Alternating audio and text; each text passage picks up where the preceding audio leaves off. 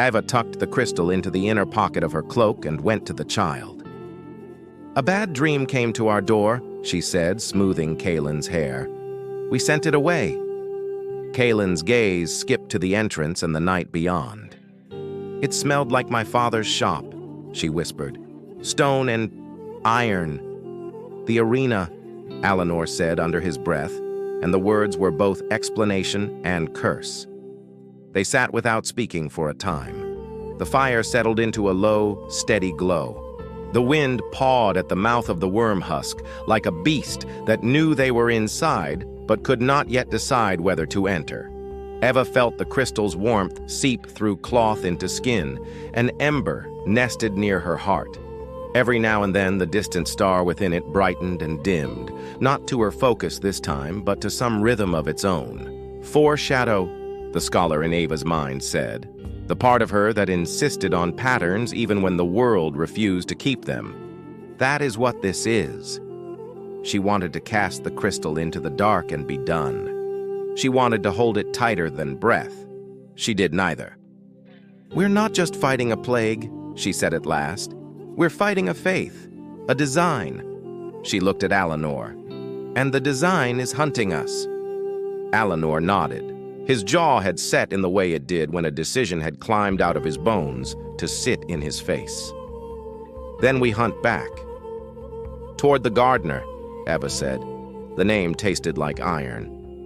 "Toward the root," Alanoor agreed. Eva stood and stepped toward the worm husk's mouth. The wastes beyond lay under a sky torn with slow lightning, red from the bloom's veins, and a sallow pale from the weak moon. She listened. Past the wind and the whispering sand, she heard something else, soft as breath through reeds. A susurrus that might have been a vast garden moving. "We follow the red rivers," she said quietly. "They're thickening. They're converging somewhere." Alanoor slung his pack and tested Severance's edge with his thumb, the sword answering his touch with a light like a thought. "And we do not trust our eyes," he added. "No," Eva said. Her hand slipped over the place where the crystal lay hidden, and the faint star under her palm brightened as if it had heard. "Not when the world itself is learning to lie." They left the worm husk at first light and cut east along a valley glazed with old glass. Shattered towers rose from the plain like the ribs of slain giants. Between them, pools of rainwater had collected in bowls of crystal left behind by some long-ago heat. In those mirrors, the sky was blue, always blue, no matter what color hung above it. They kept to the shadow of ruins where eyes might not find them. Twice they saw lines of hollowed move across the far ridge, not as mobs, but as files, 8 abreast, their steps in tidy cadence. At the head of one file, a figure wore a crown of red bracts that swayed like seagrass. Their song did not carry words, but Eva's skin crawled at the almost meaning in its vowels. Midday, they reached a place where the red veins broke the earth like roots forced toward a single trunk. The air tasted of copper and cut flowers. Tangles of vine crept over the bones of a toppled colossus, a statue whose face had been half carved, half grown. As Eva passed, the crystal under her cloak pulsed once, a soft, eager thrum. She stopped, hand going to it. "What?" Alanoor asked, low. "It's listening," Eva said, baffled by the certainty. She felt no threat from the shard, only attention, not love, not yet, but something that might learn to be love if given time and light. She pushed that thought away like a hand from a hot iron. "We move." By evening, the veins had braided themselves into a broad band that cut the land like a road made of frozen blood. It led toward the southeast, where the horizon rose in a black line sharp enough to be the edge of a blade. Above that line, a cloud hung that did not move with the wind, a dome of pollen or ash. "The garden," Alanoor said, "or its gate," Eva replied. They camped in the lee of a broken viaduct. Eva set a ward of thin, braided ether, messy work that refused to hold a line, but which sometimes confused the paths of things that did not think in mess.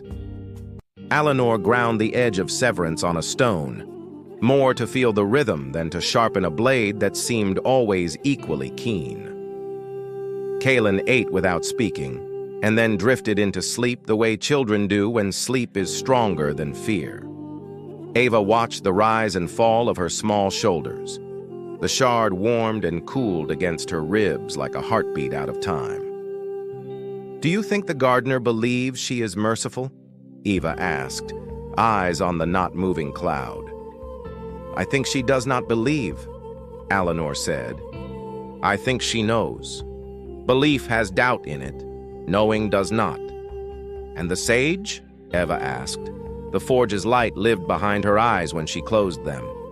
"Do you think he was cruel to make us?" Alanoor took his time. "I think he saw a door that would not open to words," he said finally. "And so he built a key. Cruelty may be the word a door uses to name a key." He set the stone aside. "I don't know if that makes him right." "Neither do I," Eva whispered.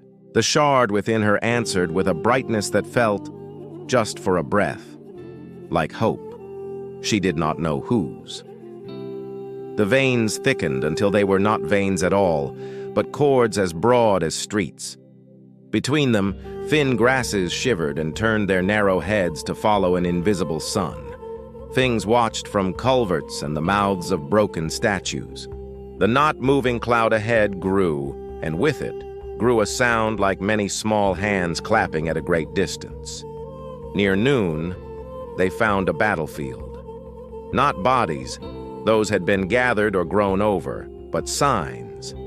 Gouges where spear butts had pivoted. Ash where ether had burned too hot and left a print. A circle of stone scoured so clean it reflected the sky. In the center lay a single crimson petal that did not dissolve when the breeze touched it. Alanoor crouched and laid severance across his knees. The petal turned its face toward the blade as if toward a sun. "They send saints ahead of the harvest," he said.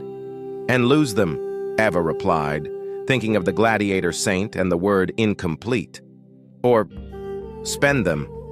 Kaelen's voice came small from behind them. "Do we have saints?" Eva looked back at the child. Dirt streaked her cheeks. A scab had formed where fear had taught her skin to hold. "We have each other," she said, "and we have choices. That may be all a saint is. A choice that holds when something tries to ride over it. The journey ahead, dauntless in nature. The Garden of the Bloom waited like a question that had already chosen its answer.